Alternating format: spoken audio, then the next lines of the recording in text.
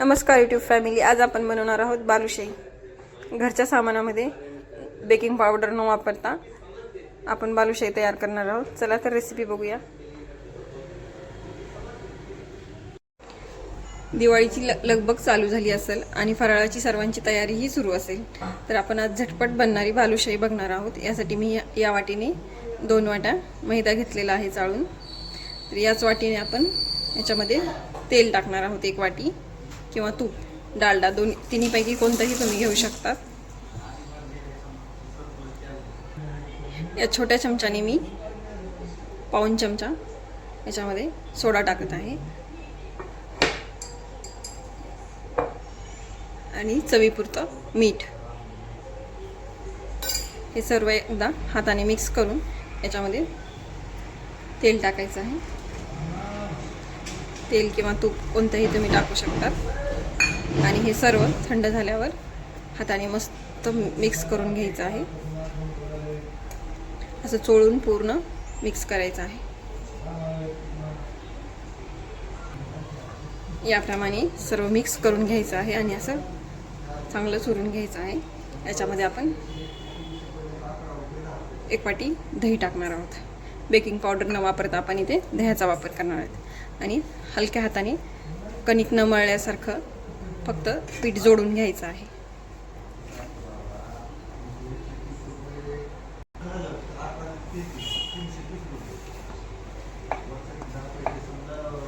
असं मळून ह्याला 20 मिनिटं रेस्ट करायला ठेवायचं आहे, म्हणजे चांगले लेयर्स येतील।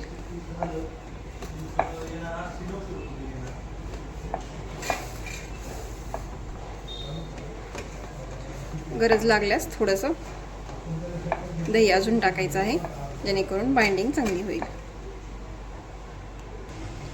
असं पीठ मळून झाल्याच्या नंतर आपण ह्याला झाकण ठेवून 20 मिनिटं रेस्ट करायला ठेवूया। तोपर्यंत आपण पाक बनवूया। आपण ज्या वाटीने मैदा घेतला होता त्याच वाटीने आपण 2 वाट्या साखर घेत आहोत। पाक कमी जास्त झाला तरी आपण दुसऱ्या पदार्थामध्ये वापरू शकतो। ह्या वाटीने 2 वाट्या साखर आपण कढईत टाकून 1 ग्लास पाणी टाकणार आहोत। 1 ग्लास पाणी टाकणार आहोत।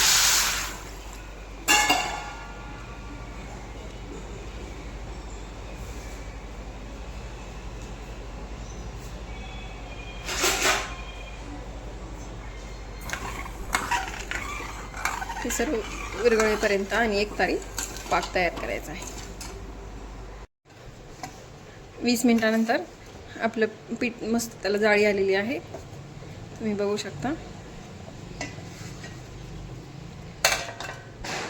छान अशी मस्त जाळी आलेली आहे। आता ह्याचे छोटे छोटे गोळे करून घ्यायचे आहेत आणि जास्त त्याला हलक्या हाताने आणि कशाच्याही साह्याने किंवा बेलनच्या साह्याने आपण त्याला असे होल करून सर्व बालुशाही तयार करून घ्यायची आहे।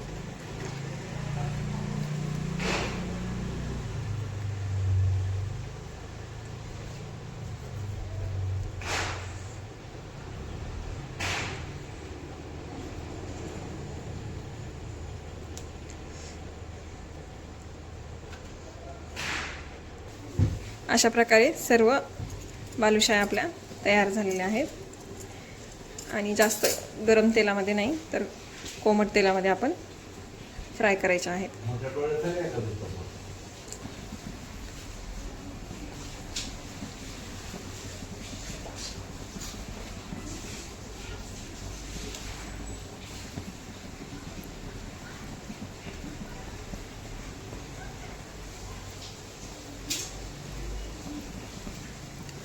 मंद आचेवर आपल्याला बालुशाही वर तरंगताना दिसते।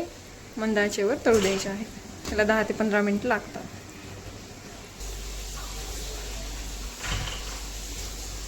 तुम्ही बघू शकता बालुशाही आपली वर तरंगायला लागलेली आहे।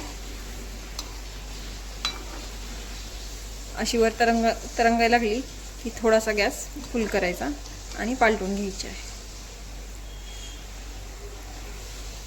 सर्व बालुशाही अशा प्रकारे पलटून घ्यायच्या आहेत।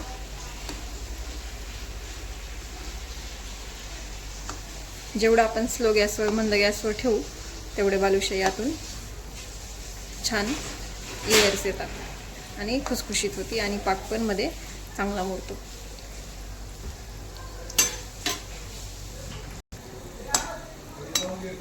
दहा ते 15 मिनिटानंतर असं छान मस्त आपल्या बालुशाहीला कलर येतो आहे. आणि गरम गरमच आपण जो पाक केलेला आहे 1 तारी, त्या पाकामध्ये सोडून 5 मिनिटं ठेवायचे आहेत रेस्ट करायला.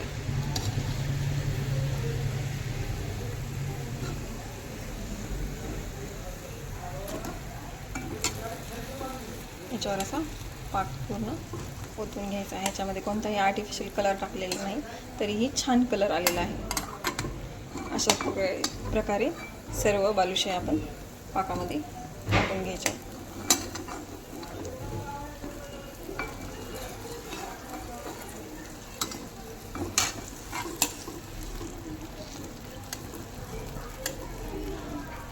उलटून पालटून 5 मिनिटं पाकामध्ये बालुशाही ठेवायची आणि त्याच्यानंतर आपण एका मोठ्या ताटामध्ये काढून त्याला फॅनच्या हवेला सुकण्यासाठी ठेवायचे आहे.